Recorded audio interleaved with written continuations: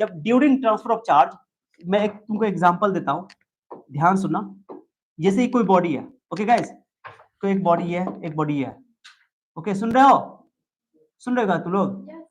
मैं तुमसे पूछूंगा, ये बॉडी अभी न्यूट्रल है, क्या बताओ, क्या है? न्यूट्रल है, न्यूट्रल है, तो जितना इसमें इलेक्ट्रॉन होगा उतना प्रोटॉन होगा, कोई दिक्कत नहीं।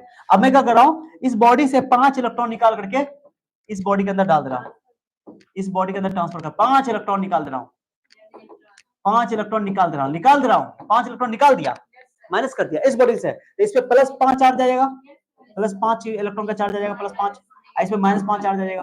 ये तो गारंटी है कि इस पे पॉजिटिव आएगा, इस पे नेगेटिव आएगा, इसमें क्वेश्चन है क्या?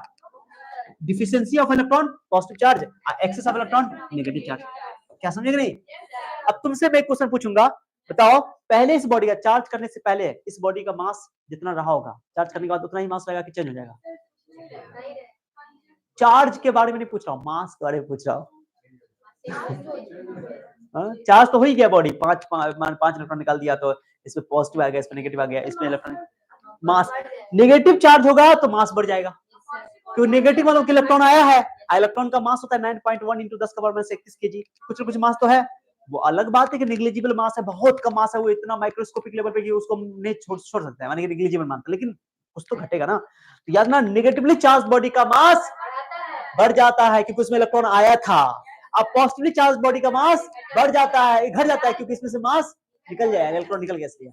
तो पॉजिटिवली चार्ज बॉडी में मास घट जाता है और नेगेटिवली चार्ज बॉडी में मास बढ़ जाता है। ये याद है ना, क्योंकि अच्छा क्वेश्चन एग्जाम पूछ देता है कि a body is getting positively charged, a body getting positively charged, then its mass increases decreases, ऐसा भी क्वेश्चन एग्जाम में पूछा जा चुका है। ठीक है, हाँ ठीक है, रिवीन से मिश्रा का ऑप्शन दे देगा, ठीक है, समझे कि नहीं समझे? चलो इसको हटा, तो भी थ्योरी समझा दिया ना, अपन को थ्योरी समझाना था, थ्योरी समझा दिया, आगे चलते हैं। ओके गाइस, अब एक चीज और बताता हूं, इलेक्ट्रॉन की जो चार्ज होती है वो, बताओ,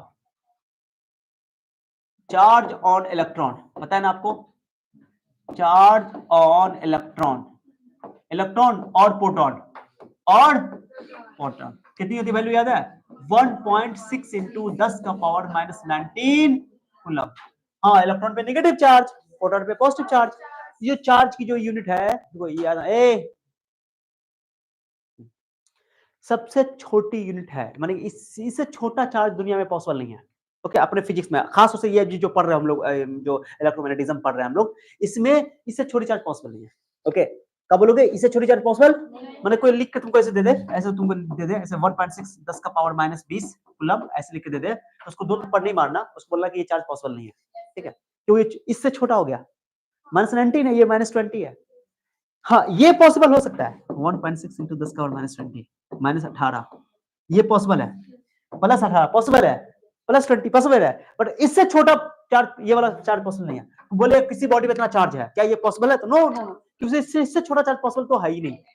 हमारे पास सबसे छोटा चार्ज यही है, इसको बोलते हैं basic unit of charge, basic unit of charge, क्या बोलते हैं इसको? हाँ, या एलिमेंट्री चार्ज भी बोलते हैं इसको, ठीक है गाइस?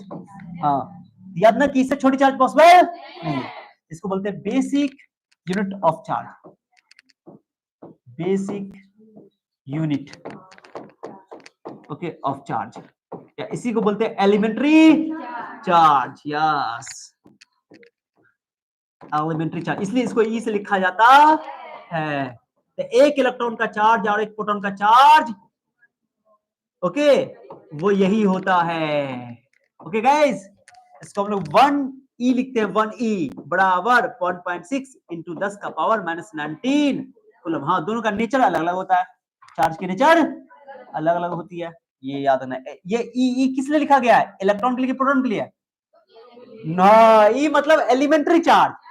तो अब मैं बोलूंगा कि एक इलेक्ट्रॉन निकला, तो मैं बोलूंगा उस बॉडी पर +e चार्ज आएगा, +1 चार्ज। 2 इलेक्ट्रॉन निकला तो बोलूंगा +2e चार्ज, रिलेटिव लेते थे +2 ना। 3 इलेक्ट्रॉन निकला तो +3e चार्ज, ठीक है। जैसे एग्जांपल के तौर पे ये एलिमेंट्री चार्ज है ना, एलिमेंट्री चार्ज इस सबसे छोटी वैल्यू, ठीक है।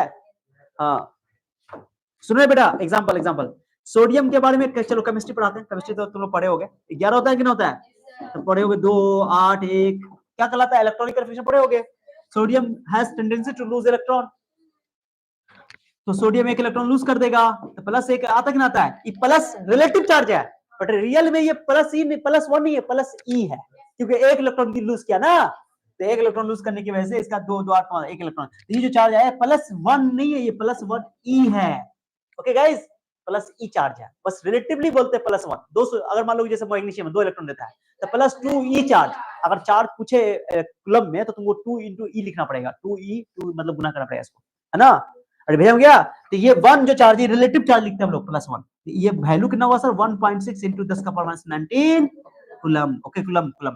अगर मैग्नीशियम की बात करो तो मैग्नीशियम देता है 2 इलेक्ट्रॉन, तो इसमें 2 इलेक्ट्रॉन यानी कितना चार्जेस पाएगा, चार्ज बताओ, प्लस 2 ई चार्ज आया, 2 ई का मतलब हुआ कि 2 into 1.6 into 10 का पावर 19 कूलम, यानी कि हो गया 6 दूना 12 1.6 6 दूना 12 नड़े 16 दूना 32 ना करेंगे, 16 दूना 3.2 10 का पावर 19 कूलम। कोई दिक्कत इसी को गाइस, कोई दिक्कत, तो ये छोटा सा, हाँ यस, ये छोटा सा बात सब है, यानी कि एलिमेंट्री यूनिट यही है ई।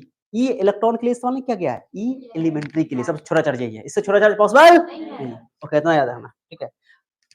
ओके चलो आ जाओ।